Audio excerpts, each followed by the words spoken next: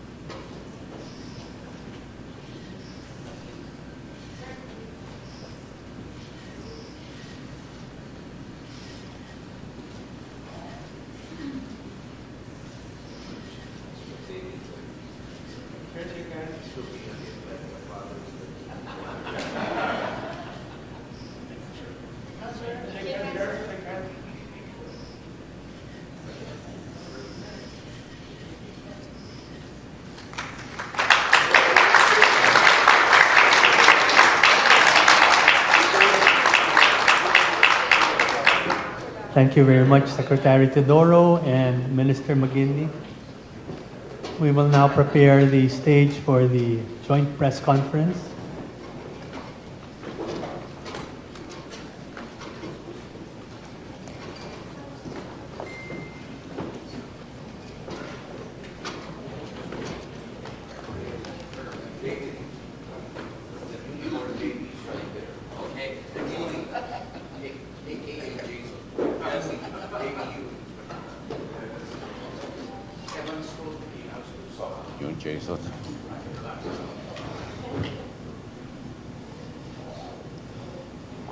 You have to come to my office Minister now. McGuinty to give his opening statement, to be followed by Secretary Teodoro.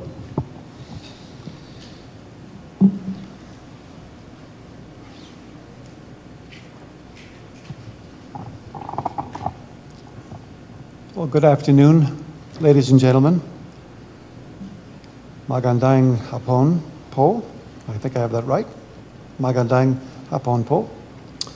Secretary Teodoro, members of the Armed Forces of the Philippines, colleagues and friends, it's an honor to join you here in Manila to mark the signing of the Status of Visiting Forces Agreement between Canada and the Philippines. Today is a great day for both of our nations. It's a day that we declare our commitment to deepening our defense cooperation.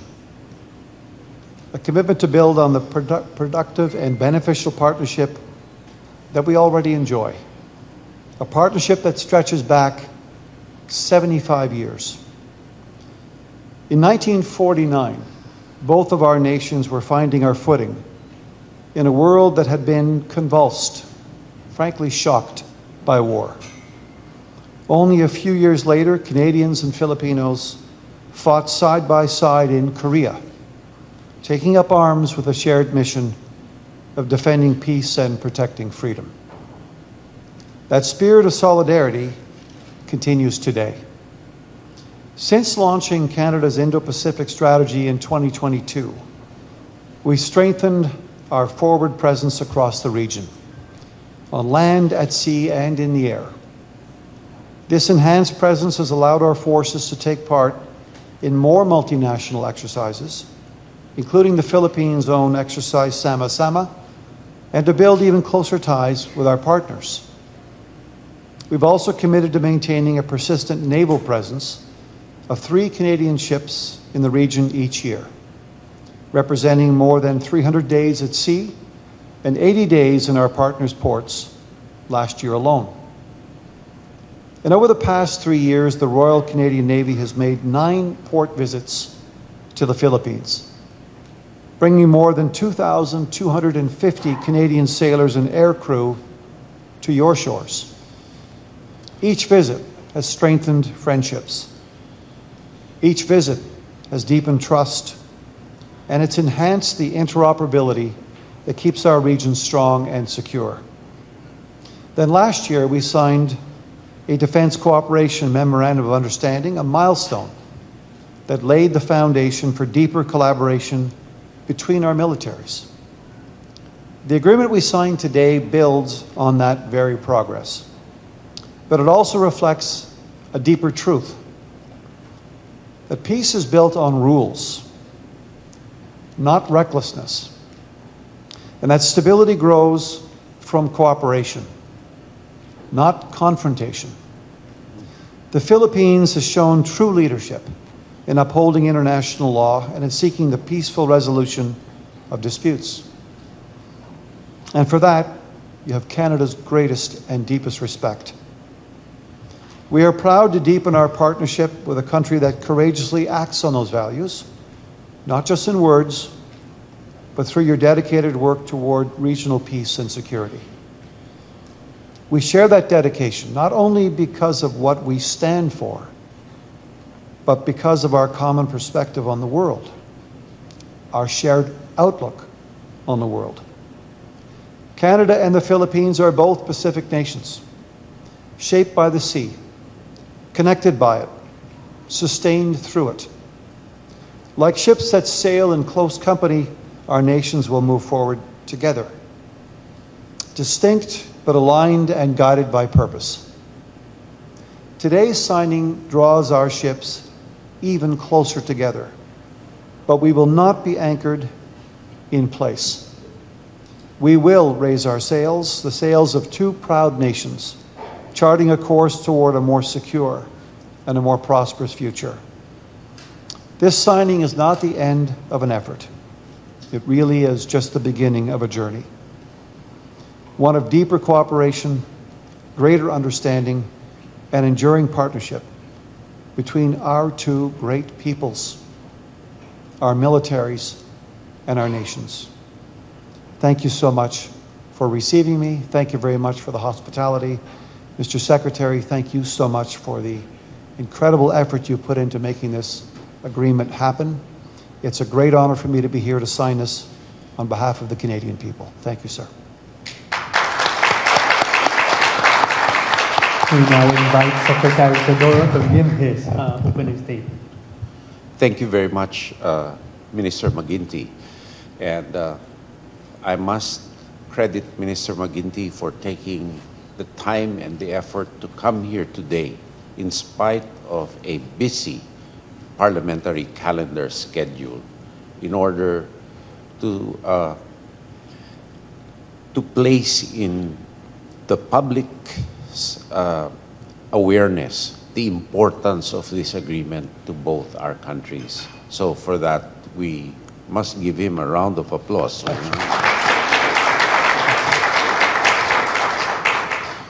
I believe that this agreement is a product of true convergence.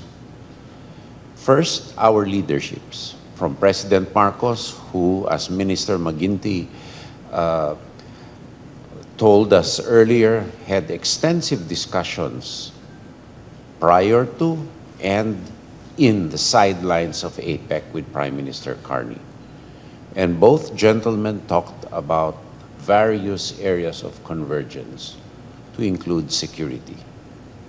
Secondly, it is also a product of our Department of National Defense, the Ministry of Defense of Canada, our Foreign Affairs Secretary, and Ambassador David Hartman. Third, our staffs worked double time to get this agreement finished in record time. And finally, the most important ingredient, no, second to the last, are our people-to-people exchanges and the will of the Filipino people, both here and in Canada, and the people of Canada who view the Philippines as a natural partner in moving forward in both the security domain, the economic domain, and in other domains, not only to respond to current issues, but also to have a partnership of common development to face the challenges of the future. From economic development to cybersecurity to humanitarian assistance and disaster response, disaster risk reduction and resilience, Canada and the Philippines share a lot of common interests. However, underpinning the SOVFA is the foundation on which it is built. It is to preserve the international order as a rules-based international order, respecting the sovereignty and dignity of not only states, but also of its people as human beings with the rights and the freedoms that they enjoy. And a state can only prove that it is serious in protecting international law if it protects the rights of its own people. A state that does not protect the rights of its people has no business claiming that it upholds international law. I think that is beyond argument. And so this agreement converges all these interests into one of the most important projections of trust and confidence between nations, that our armed forces and defense establishments can converge, can work together, not only bilaterally, but with other like-minded partners to preserve and enforce peace and stability, to deter instability, to actually form a stable foundation and a peaceful venue for the future generations to grow, to reap the bounty that nature has given, protected by international law, particularly UNCLOS, to one's country, to protect our sea lanes of communication, of which the Philippines, as an archipelagic country, needs in order to secure its survival, and Canada also needs for importation and export of its goods, protection of its people, protection of its domains, which are under threat daily, not only in the traditional military sense, but also in the digital and information domains, of which both countries will now have the formalized and legalized foundation and framework to work and collaborate with deeper. And it will also give both countries a chance to converge on a personal level, the members of both armed forces, to build trust, to build confidence, to build awareness and knowledge, which will cascade to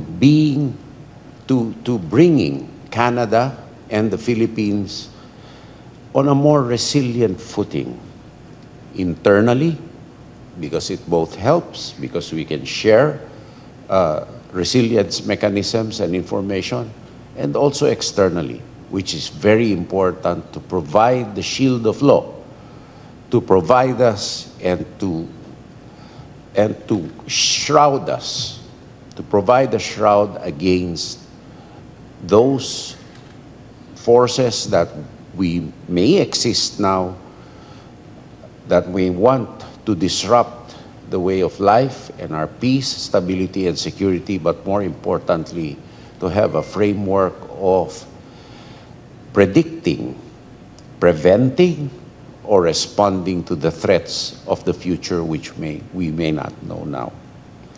I once again extend my gratitude and that of the President Marcos to Minister McGuinty for his leadership in bringing this milestone, which is the first status of visiting forces agreement that Canada has entered into with any ASEAN or any Asian Indo-Pacific country. So it is a milestone too for Canada, and it is an honor for the Philippines to be the first partner of Canada in this endeavor. And together we will be stronger for the greater good of the Indo-Pacific. I'd like to thank also our leaders, Prime Minister Carney and President Marcos, for pushing us to get this agreement in place. So once again, thank you very much, and we look forward to hitting the ground running and making this agreement a reality. We do. Thank you, sir.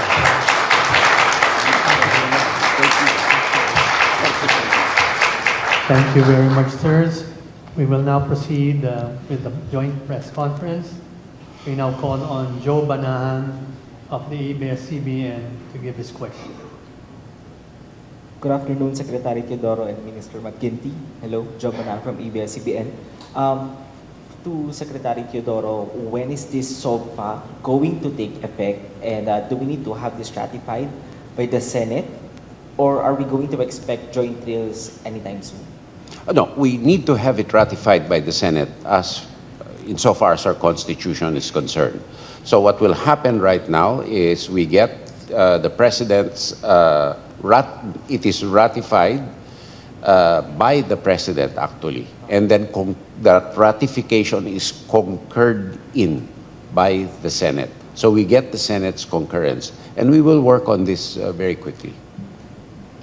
Just a follow-up question, how is this defense deal different from other BFAs that we have with other countries?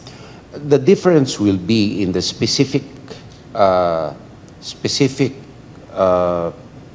we say, specializations that we each have, and the experiences, distinct experiences of our armed forces and the way they are structured. So we have much to learn and much to converge in with Canada, distinct from Australia and the other countries that we have. But we will converge with them in upholding the rules-based international order. So it is important to have the bilateral arrangements because of the distinctions between these countries, but we all converge in one area, and that's upholding international law. Thank you. Thank you. We now call on Kenneth Basilio of Business World to give his question.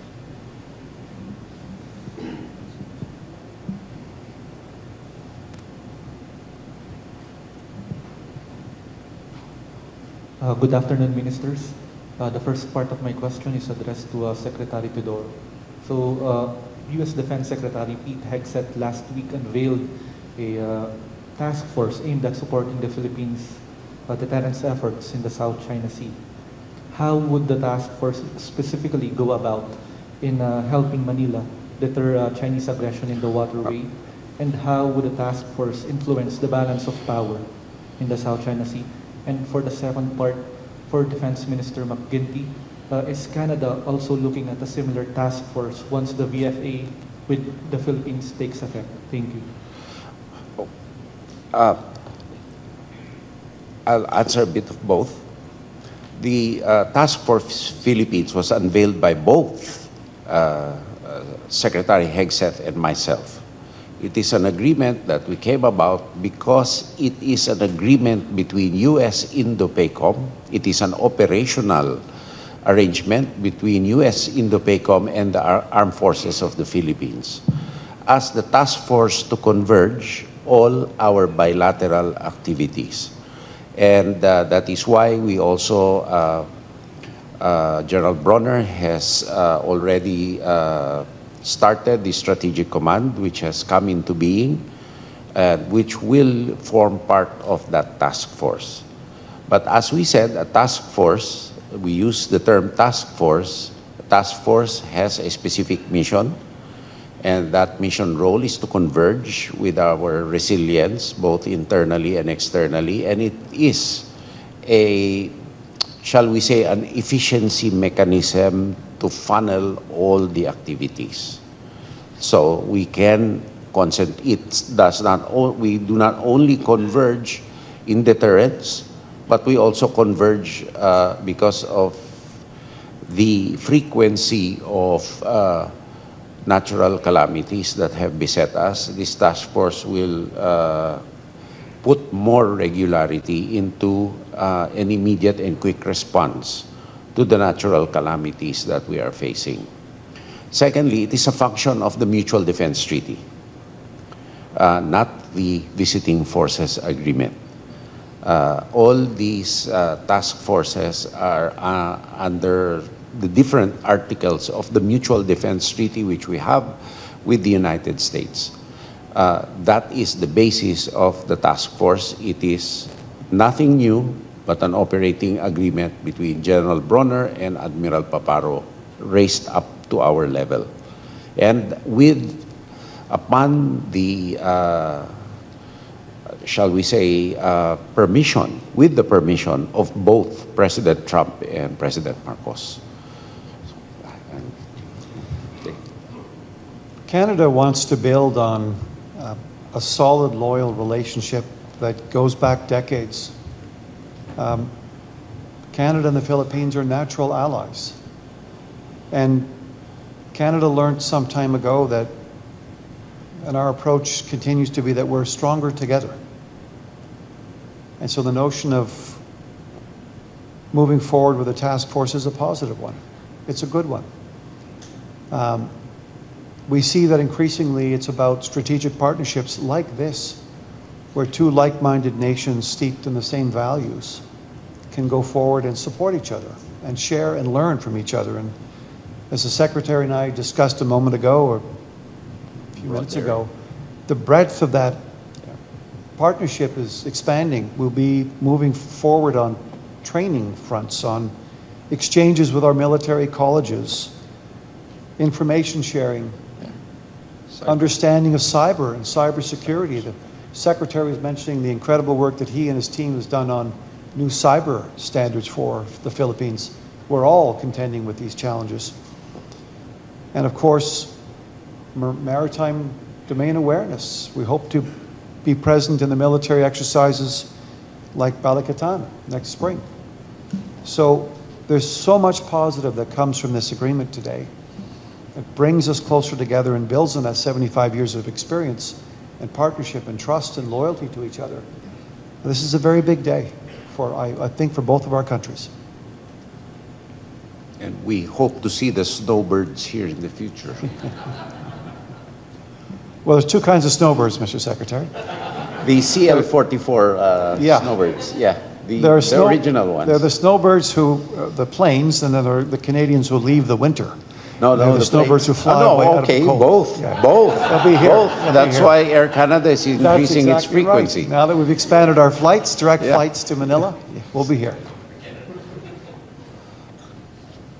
Up next, we have Patrick De Jesus of PTV News. Good afternoon. The Philippines recently held 2 days of naval drills in the West Philippine Sea with New Zealand, Australia, and the United States. And the Chinese military once again called the Philippines as the troublemaker in the region by inviting what they call non-regional parties. For Secretary Teodoro, how would you like to respond to this statement, and if Minister McGuinty would also like to give his reaction? All right. I think that statement is indicative of the regard of China for international law.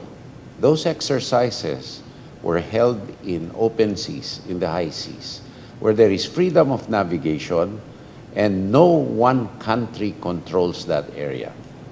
So if China makes that statement that you invite an outsider in the open sea area, then it is indicative of how it views international law.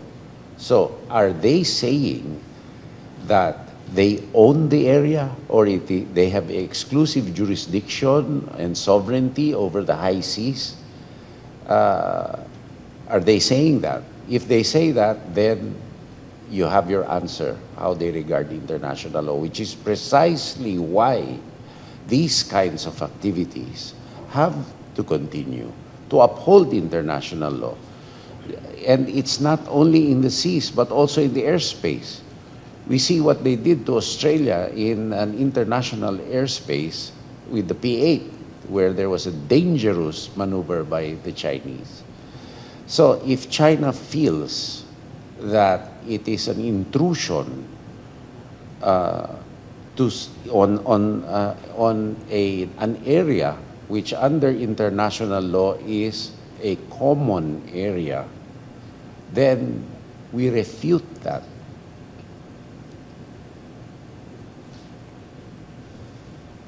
Would Minister McGuinty also like to react on that? And if Canada will also join future naval drills with the Philippines in the West Philippine Sea? I think it's important to remember that Canada has been and remains resolute in support of Filipino sovereignty and territorial integrity. This is something we recognize. The question of moving forward together is exactly why we're here signing and executing this agreement today. How can we share in improving the situation in the region? How can we engage further? How can we learn from each other? How can we take the leadership and the advice of the experience of Filipino experts in the region? This is a big moment for Canada as it moves to sign this new agreement, as the Secretary said, the first of its kind in the Indo-Pacific. And we're looking forward to moving on this pretty quickly. We have some very important touch points, a plan of attack in terms of where we're implementing, how we're implementing. As I mentioned earlier, training and exchanges and information sharing. And one of the other things we talked about was some of the emergency management that goes on in the Philippines and Canada. Canada's, like the Philippines, subject to natural challenges now. We had over 1,000 wildfires this year in Canada. So this is new for us. We're having to contend with this, as you are, and other forces at play that are seemingly not going away. So we're going to continue to build on this very strong relationship and learn from each other. Last question will be from Rex Espiritu of Manila Standard. Good afternoon, ministers. This question is addressed to Secretary Teodoro. Sir, President Ferdinand Marcos Jr. approached Chinese President Xi Jinping yesterday, I think in APEC. So what can we expect after that? I really don't know, because our job really is to pursue Philippine resilience and uphold international law. So our defense engagements under President Marcos is subject to a plan already and subject to guidance. Two pillars. The first pillar is internal resilience and hardening. Second are our defense partnerships and convergence with like-minded countries. So we cannot put any meaning into the gesture of President Marcos of approaching President Xi Jinping. Probably it's a personal gesture, but the policy does not change. Thank you, Secretary. That ends our activity this afternoon. We'd like to thank Secretary Teodoro and Minister McGuinty for their time this afternoon. And we congratulate them on the historic signing of the SOVFA between the Philippines and Canada. I'll see you soon and come back. Sure. Direct flights? No, I will invite you for the